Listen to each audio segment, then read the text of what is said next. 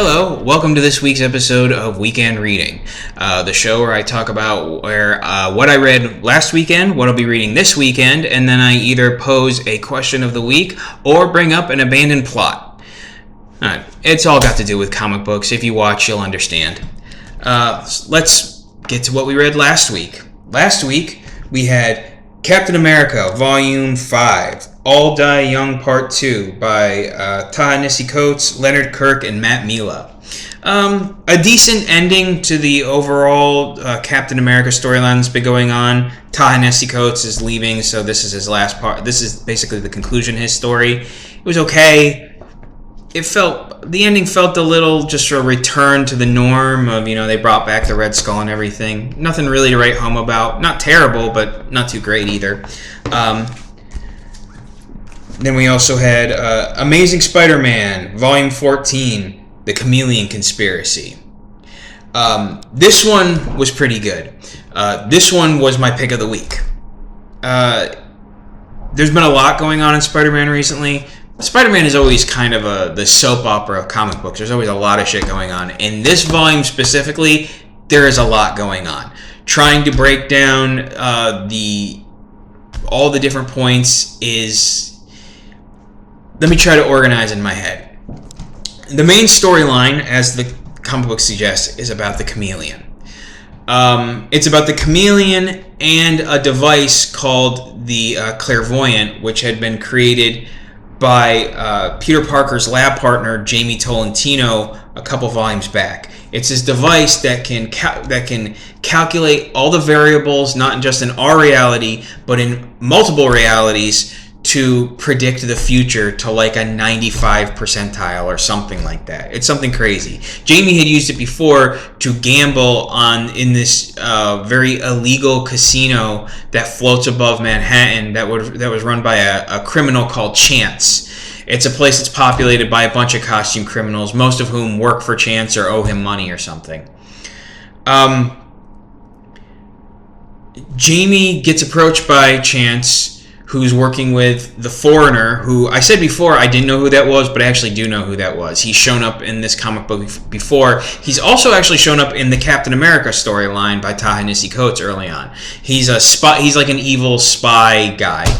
But he's working with Chance, and they're also using a guy called the Jack-O-Lantern as muscle. The Jack-O-Lantern has a team of Jack-O-Lantern guys who work for him. And they also recruit a thief called Slide to work with Jamie. Well, they get the clairvoyant they get Jamie to hand over the clairvoyant, but Jamie reveals that he doesn't have a power source to power it because it requires a lot of power, so they decide to steal one. And Spider-Man gets involved, but they manage to get their hands on it. While this is going on, Peter Parker discovers that Betty Brant is pregnant, and she claims it's by her husband, who everyone thought was dead, Ned Leeds. Ned had a whole weird backstory involving being tricked into believing that he was the Hobgoblin and then being killed by the Foreigner, no less. But Ned has discovered that there was a plot going on. He somehow survived. He claims he survived, but Peter's kind of suspicious because there's been clones of Ned before, and God only knows what's going on. And he reveals that he and Betty have been investigating the Foreigner and trying to figure out what it is he's trying to do with money he's been siphoning out of Symkaria. So Ned goes with Spider-Man to get Jamie and the clairvoyant back. They get to the floating casino, but before they get there, now we got to back up a little bit, because while this story was going on, Peter's sister, Teresa Parker, had gone after the chameleon who was in this secret prison.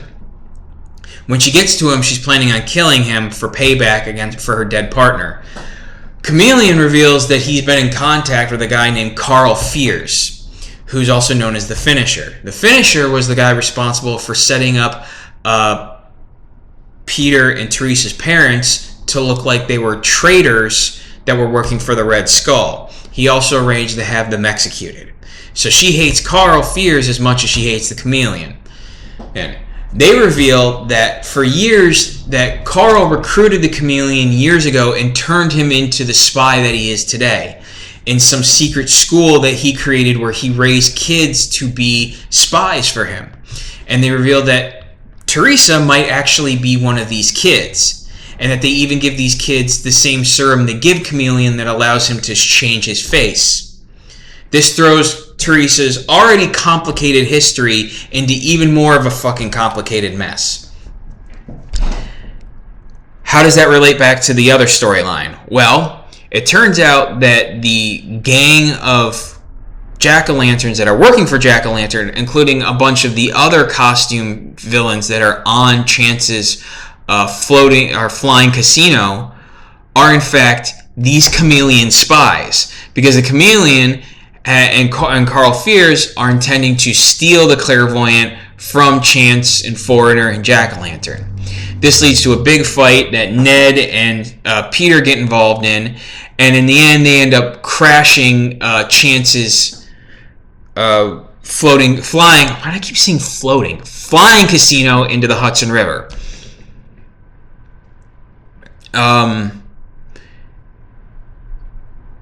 Ned also manages to siphon away the money that Foreigner was stealing, so this leaves Foreigner very pissed. In the end, him and Chance, Jack-o'-lantern, and Slide end up recruiting 2 more recruits in the form of Taskmaster and the Black Ant, leading them with this new 6-man team, which will come into play later.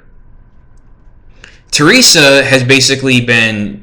Since it's been suggested that she might herself be one of these chameleon spies who doesn't know her real past, the chameleon says to her, if you go and get the clairvoyant for me, I'll reveal the truth of your background to you.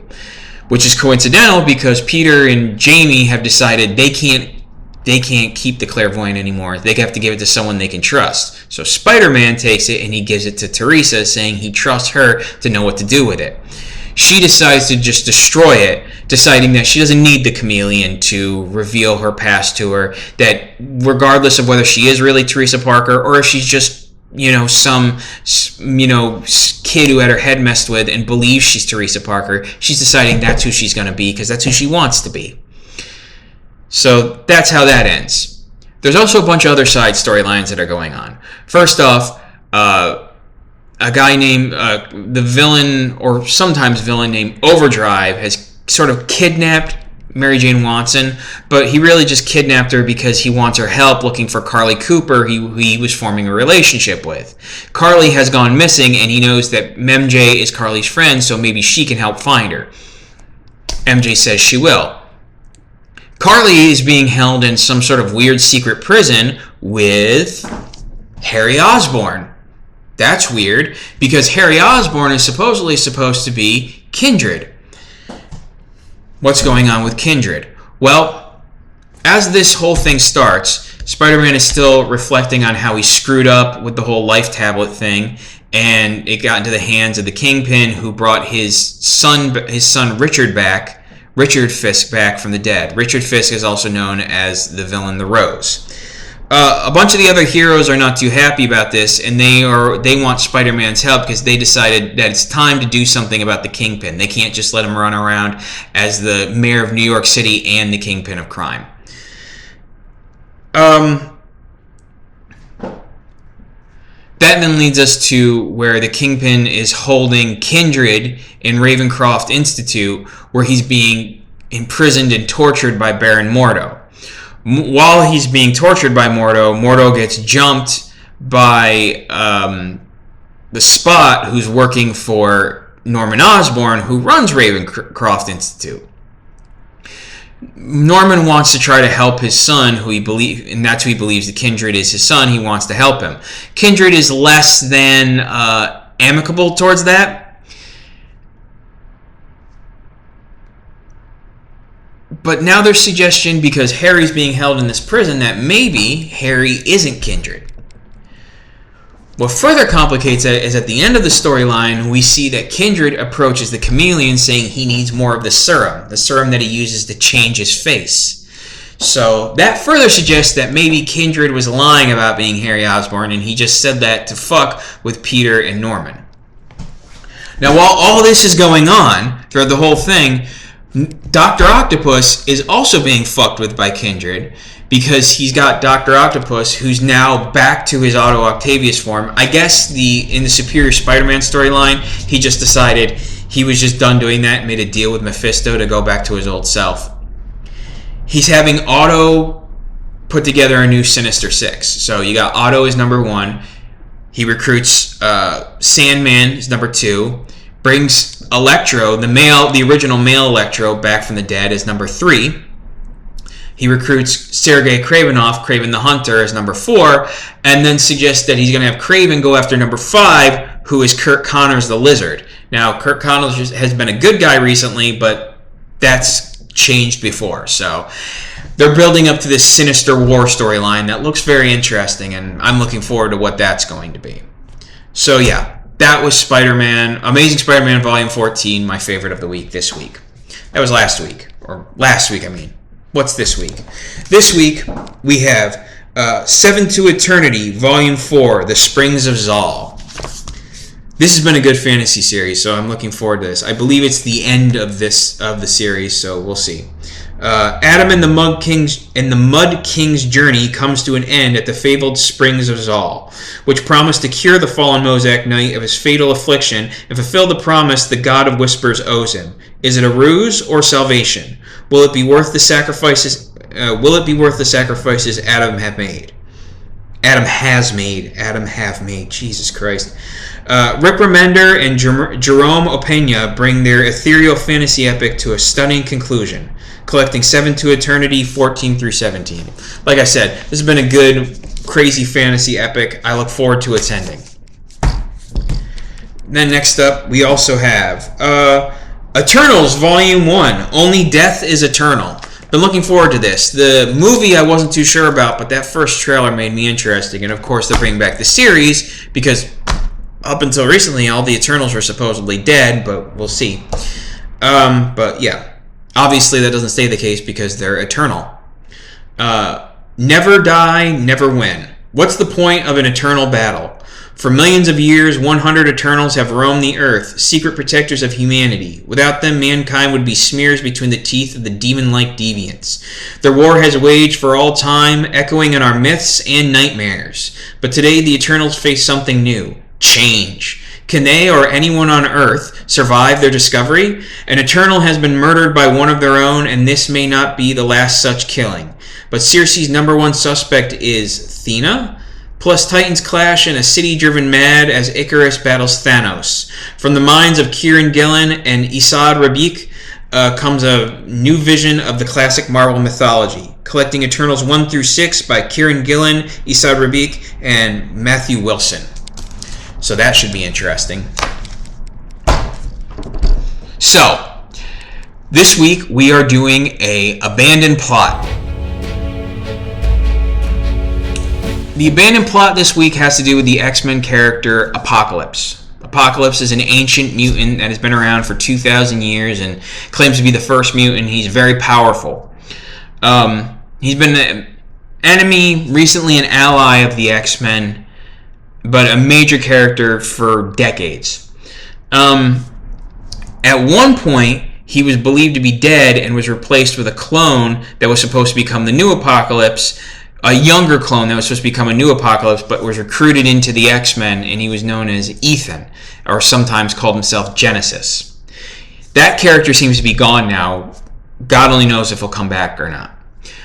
But the reason he was thought dead was because after the House of M miniseries, where all the X-Men almost all the mutants were wiped out and only 198 of them were left, and in a story that was known as Decimation, they had a story in one of the X-Men books called Blood of Apocalypse, where Apocalypse showed up and tried to basically present himself as the savior of mutant kind and that they should worship him.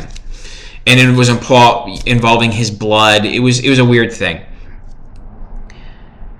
At the end of the story, Apocalypse shows up in this weird celestial ship that looks like a sphinx and everything, something he discovered thousands of years ago. See, Apocalypse has a certain set of powers that are like a polymorph, super shape-shifting ability. That's his main mutant ability, but all his other powers are things he augmented himself with using celestial technology, either stealing other people's powers or, jumping from one mutant to another and gaining more powers to himself. And he uses celestial technology to do this. That's how he keeps himself immortal. It's how he gains more abilities. It's how he keeps himself so powerful. At the end of the Blood of Apocalypse storyline, his ship exploded and he thought he was going to die. But it turns out centuries ago, to use the celestial technology, he made a deal with the Celestials that he would someday owe them for using this, for using it to make himself more powerful and keep himself immortal.